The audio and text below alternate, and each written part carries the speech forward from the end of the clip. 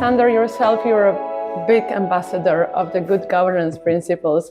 And again, which are these foundational principles of good governance that you think they should guide a reform process? And also, how can these principles strengthen the reformed outcomes? Good governance principles sound in many cases like this meta idea, but they have true impact on the successful delivery of your reform. They shall guide you through your reform and also always contribute, basically, with this reform. So, to me, like the most important thing you would start with is accountability. Like you need leaders, political leaders and administrative leaders that take accountability for reform, that are the drivers for reform. These are actually the powerhouses. Also, you should ensure that accountability is safeguarded by oversight mechanisms. So to ensure that reform stays on track and really contributes to these good governance principles. Also to have performance reviews to ensure that accountability is ensured. Then at the core is transparency. To have successful reform and have also the support for your reform among your stakeholders, you shall provide transparency. Provide transparency on your goals, on your outputs, and on basically everything you need to work on. Transparent towards your stakeholders, but also transparent to the wider public, to the citizens actually that paying taxes. Transparency is also, to me, like the basis for participation. There's no participation, there's no engagement without transparency, because you need to know what it's all about before you start a discussion, right? So participation is a huge driver for reform, and to me also participation will play more and more important roles within reforms, because you want to have your reforms stakeholder oriented. You want to ensure you know exactly what the stakeholder needs, what the citizens need, and you also want to harvest their expertise in reforms. Of course, in public sector, we're experts in our fields, but we cannot have the whole knowledge of the world and not the whole knowledge of our society and so on. So this participatory approach is very crucial to drive successful reforms. Integrity is another important part. You should ensure that your reform follows ethical standards, and also here that you have oversight bodies to ensure that ethical standards are met, and that you also have like anti-corruption bodies that ensure that corruption is prohibited from the beginning of your reform. Inclusiveness is another thing. If you have a diverse society, especially considering diverse cultures, people from diverse backgrounds with different needs, then you should ensure that if you target with your reform society, and that's what you do in most cases, you should ensure that all of society is included and that you don't ignore marginalized groups on the outskirts of your reforms. Of course, you should follow the rule of law. I think that's without any discussion that that's the basis for all we're doing. But the thing with the rule of law is you have also to ensure that your laws and regulations you're applying are transparent and understandable. So rule of law can only be followed if it's understood and also accepted. I think that's a very important step. And then you have the two other principles that are basically effectiveness and efficiency. Efficiency is clear, like doing the things right, being most efficient, not wasting resources and so on. But actually, that's not the most important part of it. I think effectiveness should drive your reform. You should always think about what's the goal of your reform, and maybe think also about maybe new innovative approaches to address your goals and to be successful. Not always be merely efficient, but first and foremost effective. And I think if you follow these 8 principles, that only ensures that your reforms drive and are successfully implemented, but you also build trust between institutions, between the government and the citizens. And I think trust is the most important challenge we are facing right now across Europe, across the world. And good governance principles and following those good governance principles helps you really to build this trust. Coming now just to participation, Alexander, so why is participation so essential basically to policy cycle, and also how does it impact the success of reform process? And what you can also add, like what are the risks basically if there is lack of participation? Yeah, thank you for the question. I think policy reforms are so challenging. So you really need all the support you can get to drive these reforms. So that's why stakeholder engagement is so crucial. And it's not only about engaging, of course, external stakeholders, but also your internal stakeholders. When driving a reform, you really must be aware who are your partners, who could be your partners, or also who are your, like, let's say, friendly enemies. Because you really need to understand their needs, their position, their needs, their expectations, to really draft also an integration process with them that are aligned with your policy goals. Think about what they really want, how they can sabotage also your reforms, and how you could address it. That's the internal part on internal stakeholders, and you need to engage with them. Then are the external stakeholders. Again, we are designing policy for the people. Of course, we're doing it as we would like to join the EU, for example. But in the end, it's all about making better policies for the citizens, for businesses, for the civil society whatsoever. So you need to talk with these people in the beginning when it's about what's the aim of your reform actually, what are the goals, what are their expectations, and what are the real needs. And that helps you to drive better reforms, to have better results, to have more trust again, and that people actually follow the guidelines of this reform. Because if you don't integrate them, if they don't accept reforms, then your whole process will suffer and you will not be able to deliver on the outcomes. So that's why you also to address their resistance, their potential resistance very early on. I don't say that's easy, because integrating people in the right way is a complicated process. It needs time, it needs resources, and it needs willingness. So you must be very clear in the beginning that you have those resources at hand, that you ensure you have those resources, and also to focus.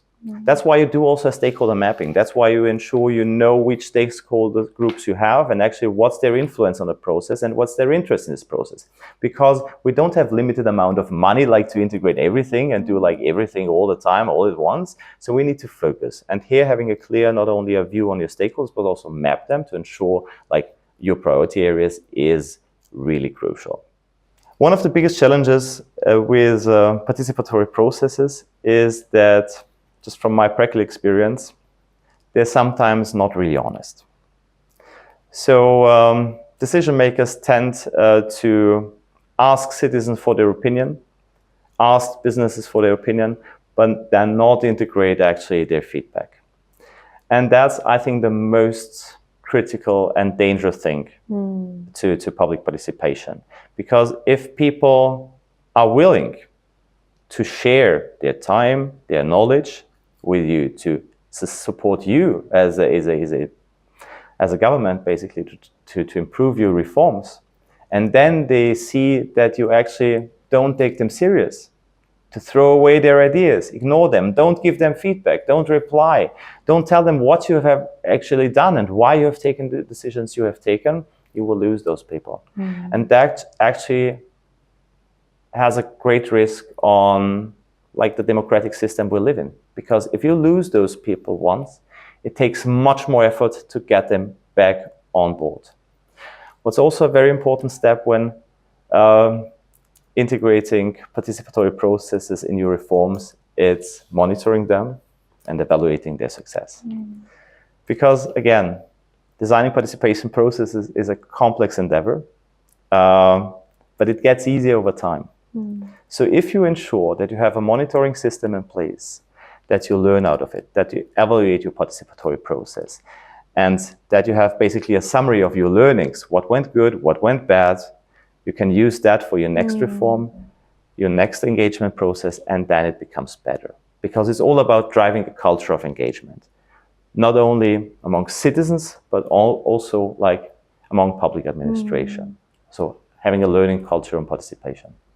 And also having a patience, a skill, and trust that things will work in order that reform process will be successful, right, on both sides. And this partnership component sounds really important. Yes, exactly. So it's rather, we started with information, just informing the public about what we plan to do. And of course, that's the most important step, but that's not engagement.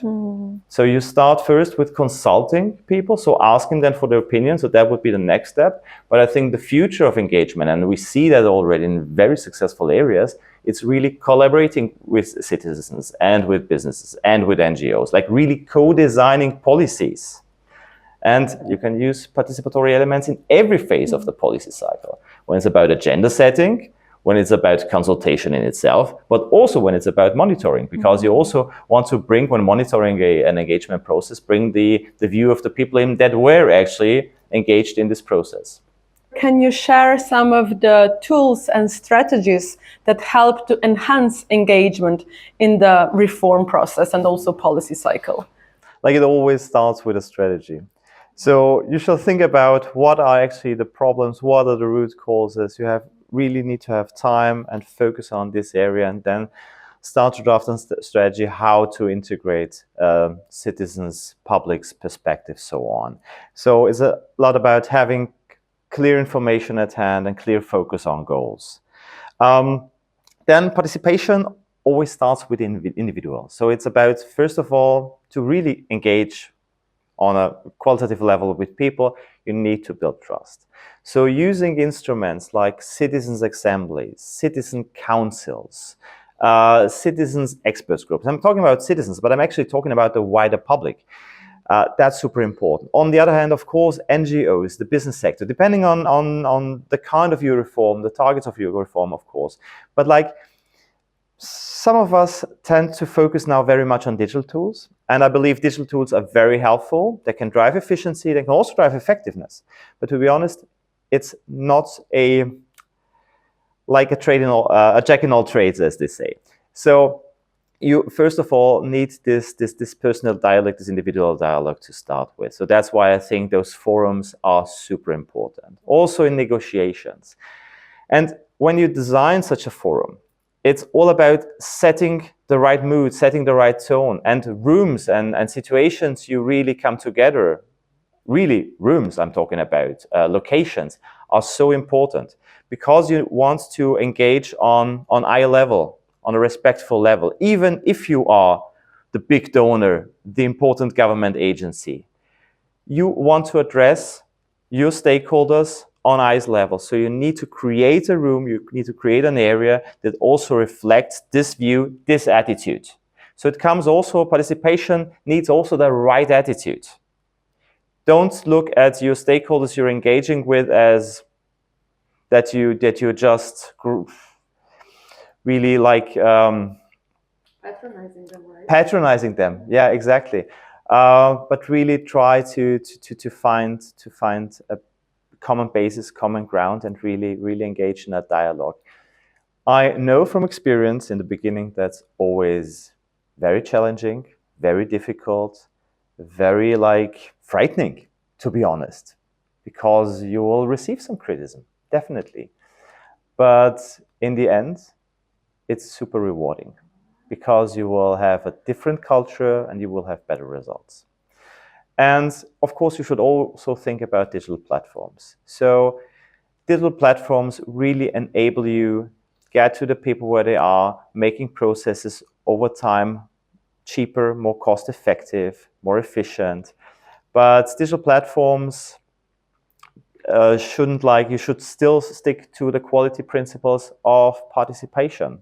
Yeah, it doesn't matter if you're in the digital world or in the real world. Like, having clear quality principles, what is good participation, like this collaboration on eye level, are critical, no matter if you're in the analog world or if you're in the digital world. So another thing that can really increase engagement is the use of AI, because, as I said, designing engagement processes is time consuming. And sometimes reforms, even though they take long, some parts of them, decisions have to be done quickly. So like, generative AI really helps you if you like invite like 1,000, 5,000 stakeholders to a consultation process, and that can happen. You can use generative AI for sentiment analysis to really bring these ideas together, and out of like 5,000 comments on a regulation, on a proposal, generative AI can create, of course with the assistance of our expertise from the civil sector, like 5 to 10 most important recommendations you really can address. And what's most important, again, about engagement is to have this feedback loop with your stakeholders, so that you give them feedback on their ideas, basically, if you like to use them, how you like to use them. And also, that's resource intensive to have this dialogue. But also here you can use electronic platforms and generative AI to support you in this communication process. So again, the point is communication is key. So when designing an engagement process, you always need also a good and clear communication strategy and really be transparent as soon as possible and as long as possible throughout the participation process. And you also mentioned already the importance of monitoring and evaluating the reform success. And again, based on your experience, what are the best tools and methods that can really effectively measure the success and outcomes of the reform? Yes, I think Austria can really be in this regard a very inspiring and good practice example. You know, we introduced like in 2013 a system called performance-informed budgeting, outcome orientation, or in German, Wirkungsorientierung. Yes, we introduced this as a new fundamental way of managing public administration, going away from a mere focus on inputs to really thinking about what are the outcomes we want to achieve and also measuring success.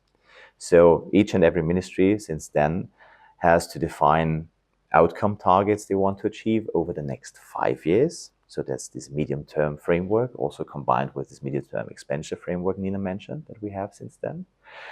And then also measuring these outcomes, so ensuring that they are on the right track. But actually that's not enough. The system goes deeper, and it's also about outputs. So all the ministries have to think about what are the outcomes they want to actually put in place to achieve those outcomes. And also these outputs have to be measured by qualitative indicators, quantitative indicators. And that goes even deeper till each and every civil servant. So the interesting thing about that is that every civil servant knows to which output and which outcome target, or at least should know to which output and outcome target he or she contributes to.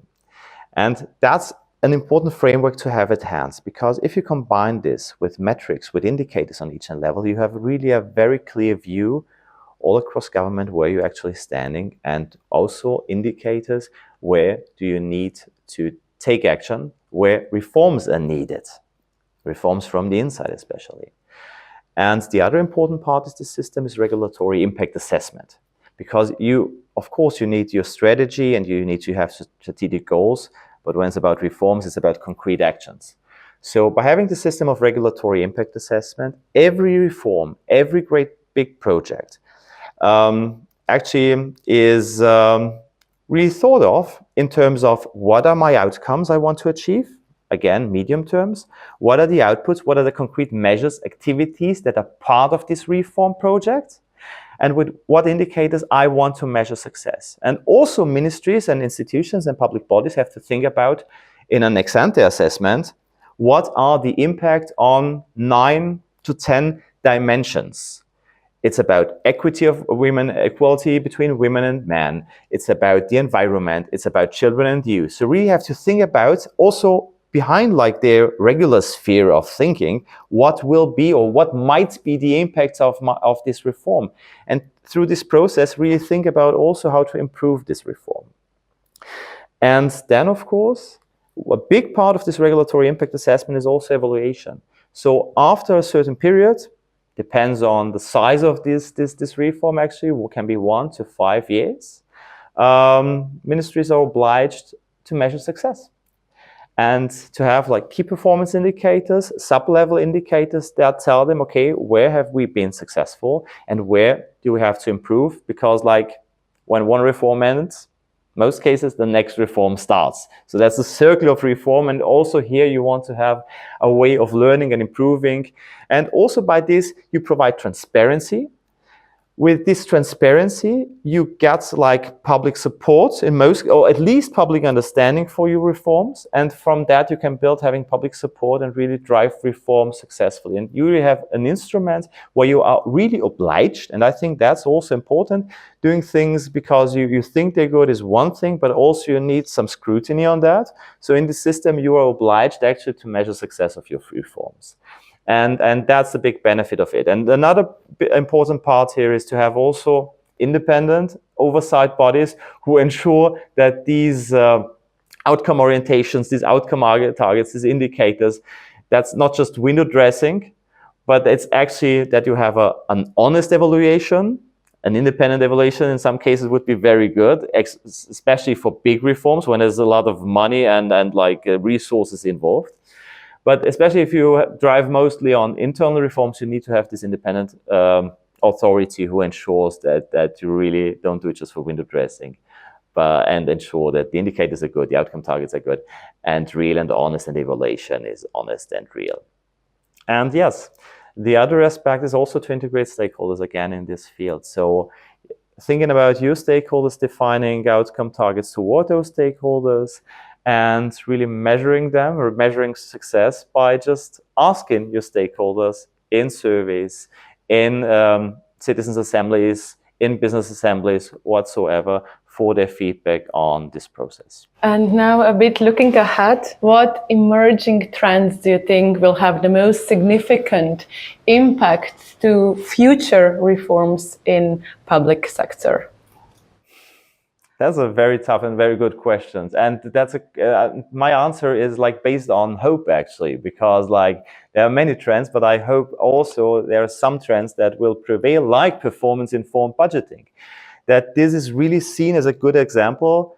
Countries who took this road, you see them driving. Of course, it needs time. I think that's the biggest issue with that. These reforms, like you don't change a culture in government over like 5 years. It needs more political cycles also. So it's also stamina among politicians, and it needs also, all those reforms need also a common agreement by politicians, especially if political leadership changes. So that's a big issue when it comes to that. So performance-informed budgeting definitely is a trend. Regulatory impact assessment, being more evidence-based decision-making, even though we see some trends in some areas of the world where actually this evidence-based policy-making is declining, but it's always an up and down, you know? So it never goes in one straight direction. So, but that's an emerging trend I definitely see in this field. You have a growing integration of big data, of course, like through also performance-informed management frameworks, through regulatory impact assessment.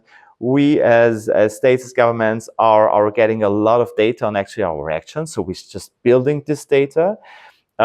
We need to focus more on quality in data, because, you know, there's a saying, garbage in, garbage out. So if you don't ensure quality in the data input, you will not get basically good results to work with. So improvement in quality of big data is a big issue, but here also generative AI helps us really ensure this level of high qualitative data, because that was always a very resource intense process. We need a lot of expertise. And expertise that we didn't have in government, like data expert, data analysts. That's something we need to build on. So capacity building in this field is definitely a very important aspect.